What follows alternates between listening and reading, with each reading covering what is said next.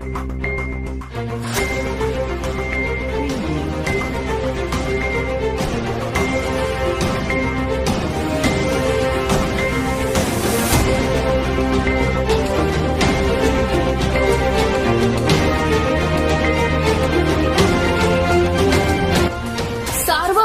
News Maharashtra. नवी मुंबईतील Turbhe MIDC विभागात असलेल्या स्टोन क्वारीच्या पाण्यात पोहायला गेलेल्या 5 मित्रांपैकी एकाचा पाण्यात बुडून मृत्यू झाल्याची दुर्दैवी घटना समोर आली आहे।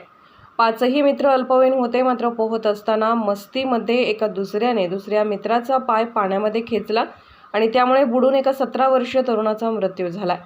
तुर्भे पोलिसांनी या प्रकरणी गुन्हा दाखल करत 4ही मित्रांना ताब्यात घेत चौकशी केली असता दोघांनी गुन्हा कबूल केलाय।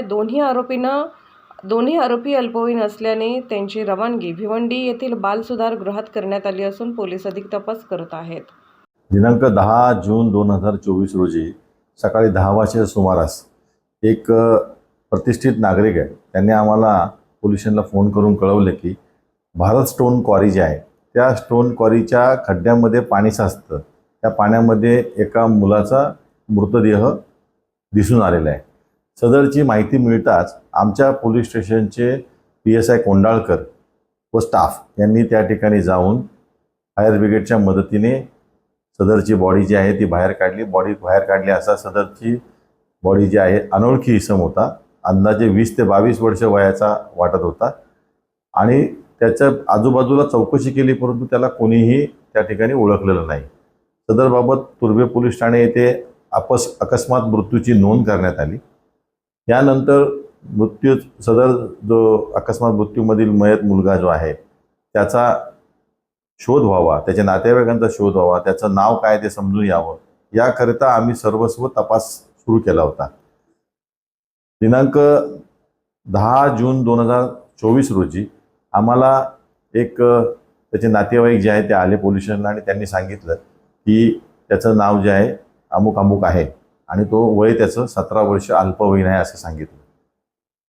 त्यानंतर सदर मुलाची ओळख पटल्यानंतर आम्ही अशी माहिती घेण्याचा प्रयत्न केला की तो मुलगा जो आहे तो त्या ठिकाणी कशा पद्धतीने गेला, त्याच्यासोबत कोण गेलं, त्याच्याबरोबर काही घातपात झाला आहे का, या संदर्भात आम्ही तपास सुरू केला।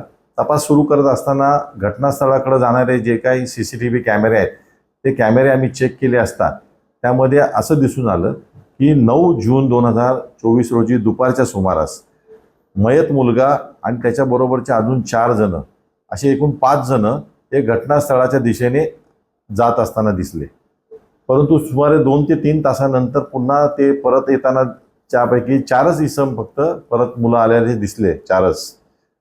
5वा जो मुलगा जो आहे तो दिसून आला नाही आणि तो मुलगा जो आहे तो आमच्या ह्या गुन्ह्यामधला मयत मुलगा असल्याचे स्पष्ट झाले। म्हणून ती मुलं कोण आहेत त्या मुलांचा आम्ही आमच्या गुन्हे प्रकटीकरण पथकाच्या मदतीने शोध घेतला। त्या मुलांना आम्ही ताब्यात घेतलं। त्यामध्ये अशी हकीकत कळून आली की 4ही मुलं जे आहेत हे त्या मयतासोबत पाण्यामध्ये पोहण्यासाठी गेले होते। तिथे गेल्यानंतर मस्तीमध्ये एकाने त्या मुलाचा पोहत असताना पाण्यामध्ये पाय खेचला खाली आणि त्या खेचल्यानंतर त्याला माहिती आहे की बाबा एखाद्याचा पाय खेचल्यानंतर त्याला पोहता येणार नाही, त्याला असं जाणीव असताना देखील त्याला पाय घेतला, त्यामुळे तो पाण्यामध्ये बुडाला। बुडाल्यानंतर त्याचा त्यांनी वाट पाहिली की बाहेर येतोय का नाही, म्हणून तो काय बाहेर काय आला नाही। शेवटी त्यांनी त्या ठिकाणाहून जाताना मयत मुलाचा शर्ट, त्याची पॅन्ट आणि त्याचा मोबाईल हा देखील सोबत घेतला आणि तीच मुद्दा आम्ही लक्षात आल्यानंतर त्यांना त्याच्यावरती चौकशी केली असता त्यातले जे 1-2 जण जे आहेत त्या दोघांनी त्या गुन्ह्याची कबुली दिली। त्या कबुली दिल्यानंतर दोन्ही मुलं जे आहेत विधी संघर्षग्रस्त बालक असल्यामुळे त्यांच्यावरती आम्ही योग्य ते प्रचलित कायद्यान्वये कारवाई केलेली आहे। दोन्ही मुलांना भिवंडी बालसुधार गृह या ठिकाणी त्यांची रवानगी करण्यात आलेली आहे। सदर गुन्ह्याचा पुढील तपास हा सुरू आहे।